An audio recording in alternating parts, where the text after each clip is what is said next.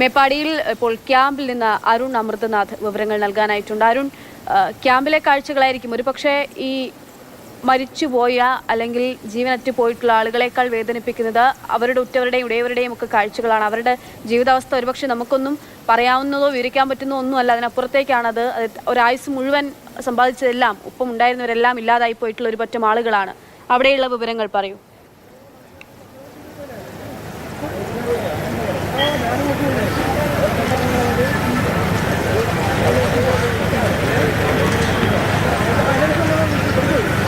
അക്ഷയ സൂചിപ്പിച്ചതുപോലെ തന്നെ വല്ലാത്ത ഒരു മരവിപ്പാണ്. ഈ മുണ്ടക്കൈ മേഖലയിലെ ദൃശ്യങ്ങൾ ഈ ഒരു ദുരന്തത്തിൻ്റെ വ്യാപ്തി നമുക്ക് മനസ്സിലാകും. അതുപോലെ തന്നെയാണ് മറുഭാഗത്ത് ഇവിടെയുള്ള ആളുകളുടെ വാക്കുകളിൽ, അവരുടെ നോട്ടങ്ങളിൽ കണ്ണീർ പറ്റിയ മനുഷ്യരാണ്.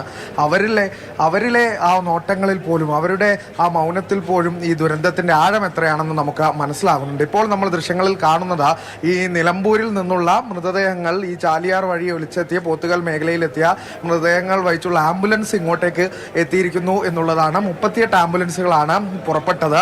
അതിൽ 10ഓളം ആംബുലൻസുകൾ ഇപ്പോൾ എത്തിയിരിക്കുന്നു. ഇപ്പോൾ കാണുന്ന ഈ ഒരു ആൾക്കൂട്ടം ഈ പ്രതീക്ഷയോടെ ഈ ആളുകളെ തിരിച്ചറിയാൻ വേണ്ടി എത്തിയവരാണ് എന്നുള്ളതാണ്. കൂടുതൽ JCB-കളൊക്കെ ആ സ്ഥലത്തേക്ക് എത്തിച്ചിട്ടുണ്ടോ? അത് ഏത് ഭാഗത്തേക്കാണ് എത്തിച്ചത്? ആ വിവരങ്ങൾ നമുക്ക് ലഭ്യമാണോ? ഭാഗങ്ങൾ മാത്രമൊക്കെ അങ്ങനെ ഈ മാത്രമാണ് തിരിച്ചറിയാൻ സാധിച്ചിട്ടുള്ളത്. അത്തരത്തിൽ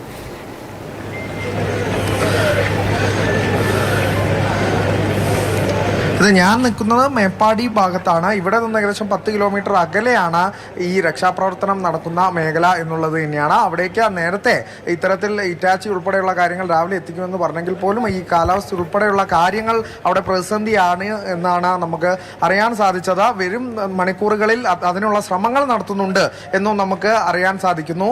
എന്തായാലും നിലവിൽ ഇപ്പോൾ ഞാൻ നിൽക്കുന്ന ഭാഗം എന്ന് പറയുന്നത് ദുരിതാശ്വാസ ക്യാമ്പാണ്. ഇതിന് സമീപമായി ആശുപത്രിയുണ്ട്. ഇവിടേക്കാണ് മൃതശരീരങ്ങൾ ഒക്കെ എത്തിക്കുന്നത്. മേപ്പാടി കമ്മ്യൂണിറ്റി സെന്റർ ഉണ്ട്, അവിടേക്കാണ് മൃതദേഹങ്ങൾ എത്തിക്കുന്നത്. ഒപ്പം തന്നെ പരിക്കേറ്റ് ചികിത്സയിലുള്ളവർ ഒരു 4 കിലോമീറ്റർ അകലെയുള്ള വിംസ് ആശുപത്രിയിലും കൂടിയാണ്. നിലവിൽ നിലമ്പൂരിൽ നിന്നുള്ള ആംബുലൻസ് ഇവിടെ എത്തിയിരിക്കുന്നു. അതിൽ തിരിച്ചറിയാനായി 10 ആംബുലൻസുകളാണ് ആദ്യഘട്ടത്തിൽ എത്തിയിരിക്കുന്നത്. അതിൽ തിരിച്ചറിയാനായുള്ള ആളുകളുടെ പ്രതീക്ഷയോടെയൊക്കെ അവർ എത്തിയിരിക്കുകയാണ്. അവിടെ എത്തിയപ്പോൾ പോലും അവരുടെ ഉറ്റവരാകരുതേ, അവരുടെ ഉറ്റവർ ഇപ്പോഴും ജീവനോടെ എവിടെയെങ്കിലും ഉണ്ടാകുമെന്നൊക്കെയുള്ള പ്രതീക്ഷയാണ് അക്ഷയ അവരുടെ മനസ്സിൽ. അത്തരത്തിൽ വോളണ്ടിയർമാരുടെ ഒരു നീണ്ട നിരയും ഇതെല്ലാം ക്രമീകരിച്ചുകൊണ്ട് കൈമേയി മറന്ന് 24 മണിക്കൂറും നമുക്ക് അവരെ ഇവിടെ കാണാം. ഈ ദുരന്തമുഖത്ത് നമ്മൾ അങ്ങനെ തന്നെയാണ് ശീലിച്ചിട്ടുള്ളത്. ഇതിൻ്റെ മുൻകാല പശ്ചാത്തലം പുത്തുമലയും കവളപ്പാറയും ഒക്കെ നമ്മൾ കണ്ടതാണ്. ഇത് അതിനേറെ ആഘാതമുള്ള ഒരു ദുരന്തം, കേരളം കണ്ട ഏറ്റവും വലിയ ദുരന്തങ്ങളിൽ ഒന്നായി തന്നെ ഈ മുണ്ടക്കൈ ദുരന്തം മാറുന്നു. അവിടെയും ഈ അത്തരത്തിലുള്ള ഊർജിതമായ വോളണ്ടിയർമാരുടെയും സന്നദ്ധ പ്രവർത്തകരുടെയും നാടിനായി അവർ ഇറങ്ങിയിരിക്കുന്ന ഒരു കാഴ്ച കൂടി നമ്മൾ ഒരു ഭാഗത്ത് കാണുന്നുണ്ട്. എന്തായാലും ആംബുലൻസ് ഇപ്പോൾ ഈ മേപ്പാടിയിലേക്ക് എത്തിയിരിക്കുകയാണ്. മേപ്പാടി ഹയർ സെക്കൻഡറി സ്കൂളാണ് ദുരിതാശ്വാസ ക്യാമ്പ്. ഇതിന് സമീപമായാണ് 10 ആംബുലൻസുകൾ ഇപ്പോൾ എത്തിച്ചിരിക്കുന്നത്. ഈ പ്രദേശവാസികളൊക്കെ ഇവിടേക്ക് എത്തിയിട്ടുണ്ട്. അത് ഇതുമായി ബന്ധപ്പെട്ട് സാധ്യതയുള്ള ആണോ എന്നൊക്കെ പരിശോധിക്കാൻ വേണ്ടി, തിരിച്ചറിയാൻ വേണ്ടി ഇവരെ ഇങ്ങോട്ട് വിളിച്ചിട്ടുണ്ട്. ഇപ്പോൾ തിരിച്ചറിയൽ നടക്കും. 4 മൃതദേഹങ്ങൾ മാത്രമാണ് ഈ 57 മൃതദേഹങ്ങളിൽ ചാലിയാർ പുഴയുടെ വിവിധ ഭാഗങ്ങളായി ലഭിച്ച മൃതദേഹങ്ങളിൽ തിരിച്ചറിഞ്ഞിട്ടുള്ളത് എന്നുള്ളതാണ്. അപ്പോൾ തന്നെ ഈ ദുരന്തത്തിന്റെ ഒരു ആഘാതം രക്ഷാപ്രവർത്തനം നടക്കുന്നുണ്ട്. എത്രയും പെട്ടെന്ന് എല്ലാവരെയും കണ്ടുപിടിക്കാനുള്ള ശ്രമങ്ങൾ നടക്കുന്നുണ്ട്. എങ്കിൽ പോലും ഒരുമിച്ചുണ്ട്, എല്ലാവരും കൂടെ ഉണ്ട്. ആരുണ്ടെന്ന് പറഞ്ഞാലും ഈ വേണ്ടപ്പെട്ട ആളുകളെ, നമ്മുടേതായിട്ടുള്ള മനുഷ്യന്മാരെ നഷ്ടപ്പെട്ട ആളുകൾക്ക് അതൊന്നും അവരുടെ വേദന ഇല്ലാതാക്കുന്നതല്ല. എങ്കിൽ പോലും അവിടെയുള്ള ആളുകൾ ആരെങ്കിലുമൊക്കെ സംസാരിക്കാൻ തയ്യാറാണോ? നമുക്ക് പ്രതികരണങ്ങൾ എടുക്കാൻ പറ്റുന്ന അവസ്ഥയാണോ? അവരുടെ മാനസികാവസ്ഥ മനസ്സിലാക്കിക്കൊണ്ട് തന്നെ മുന്നോട്ട് പോവുകയാണെങ്കിൽ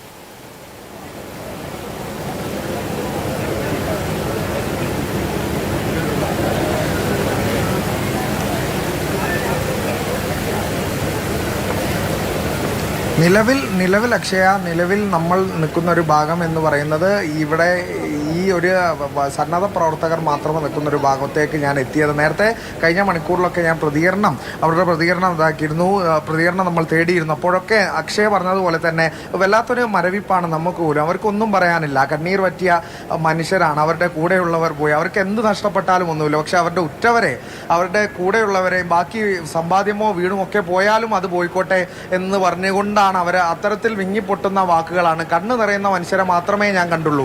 ആ ഘട്ടത്തിൽ പോലും പോലും ഞാൻ നേരത്തെ പറഞ്ഞു വെച്ചത് അതാണ്. ആ ഘട്ടത്തിൽ പോലും നമുക്ക് അക്ഷയ പറഞ്ഞത് ശരിയാണ്. പക്ഷേ ആ ഘട്ടത്തിൽ പോലും ഇവിടെ ഇത്തരത്തിലുള്ള ക്രമീകരണങ്ങൾ നടക്കുന്നു, ക്യാമ്പ് നടക്കുന്നു. അവിടെയൊക്കെ ഈ സന്നദ്ധ പ്രവർത്തകരുടെ ഈ ഒരു ഇടപെടലൊക്കെ തന്നെ നമ്മൾ കാണുന്നുണ്ട്. എങ്കിലും ഈ ഒരു അവസ്ഥയിലൂടെ ഇവർ കടന്നു പോകുമ്പോൾ നമുക്ക് ഈ ഒരു 3 ദിവസം നമ്മളിവിടെ നിൽക്കുമ്പോൾ തന്നെ ഓരോരുത്തർ പറയുമ്പോഴും നമ്മൾ ഈ ഓരോരോ പുതിയ അനുഭവങ്ങൾ അറിയുകയാണ്.